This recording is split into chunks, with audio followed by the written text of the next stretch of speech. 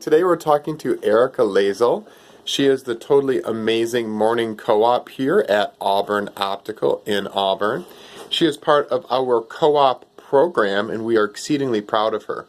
Today she's going to be talking to you about amblyopia. Erica, why don't you tell us about amblyopia? Okay, so amblyopia is decreased vision in one or both eyes due to abnormal development of vision when you're an infant.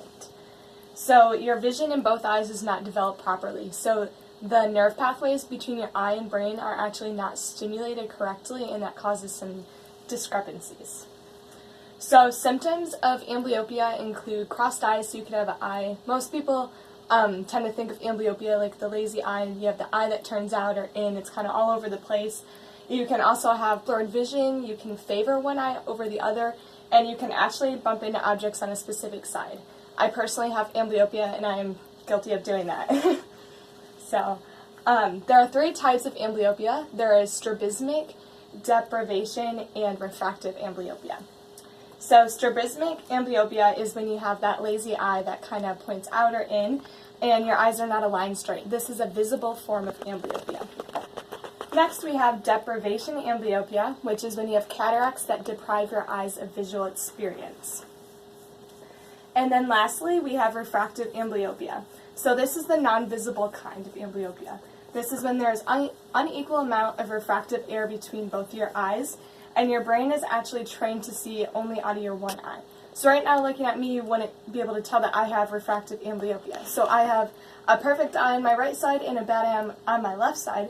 So my brain is actually trained to see specifically out of my right side, and it just kind of says like, hey, we're not going to listen to the left eye, and we're just going to focus on the right eye.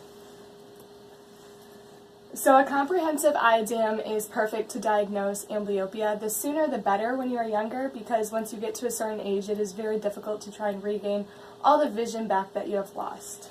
Before you go any farther, they call that the plastic period. Okay. And the plastic period, there's some controversy on how long that lasts. Yeah. Do you talk about that at all in the lecture? No, I do not. I will real quick. Okay. So the plastic period, they used to say lasted longer, and now they're saying by 7 or 8 years old, the amount of ability for us to impact amblyopia is kind of over. Right. And so that's why we're very suggestive that people get their kids in, for exams by no later than 4 or 5 years old. Yeah, to catch it quick. Excellent. Going back to you now. So there are some treatment plans for amblyopia. They work best when you are younger. So there is patching that you can do. So this, you would place the eye patch over your good eye to really work those muscles in your bad eye and try and regain that vision. You can also wear glasses just to help you see better throughout the day.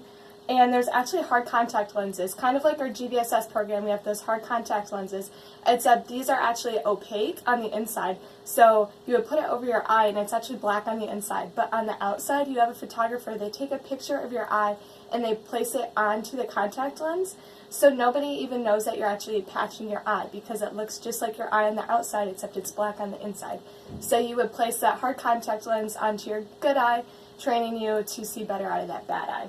And there are actually also eye drops now where you would place them in your good eye, and it blurs your vision for a couple hours, so focusing you to see only out of that bad eye. So this is what a child would look like with an eye patch. So there's these options, or they actually have ones that slide right over your glasses, which are a lot better than the sticky ones in my opinion. I think I didn't have an eyebrow for like 2 months when I was 8. Just ripped it all off.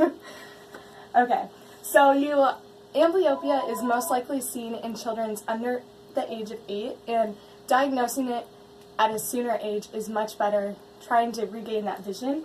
And infants that were born premature actually have a higher chance of developing the disease. And this occurs in about 2 to 4% of all children. So there are some problems with amblyopia. So some depth perception may be off, and activities that require good depth perception could be more difficult, kind of that hand-eye coordination, because you're kind of focusing only on that one eye. And also there is a big worry with amblyopia because if you do injure your good eye, you're kind of left with that bad eye, and that vision isn't the best. So that's always a big thing, that you don't want to injure your good eye. So normal vision is when each image that the eye sends to the brain are identical. Everything's working in harmony, they're communicating properly, and vision in a child with amblyopia you have that one eye that's sending that clear image, that crisp image, and then your other eye is sending that blurred image, and then your brain just kind of says, hey, we like what this good eye is sending us, and the bad eye, we're just kind of gonna not communicate with you and kind of leave you there to hang. So, some fun facts on amblyopia. More than 200,000 cases of this eye condition are diagnosed per year, and the non-scientific name is known as lazy eye due to that eye that tends to drift and such.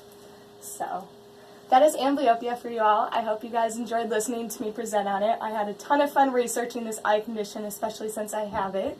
So it's really cool to kind of find out all the information on it. Excellent. Thank you so much, Erica. Thank you.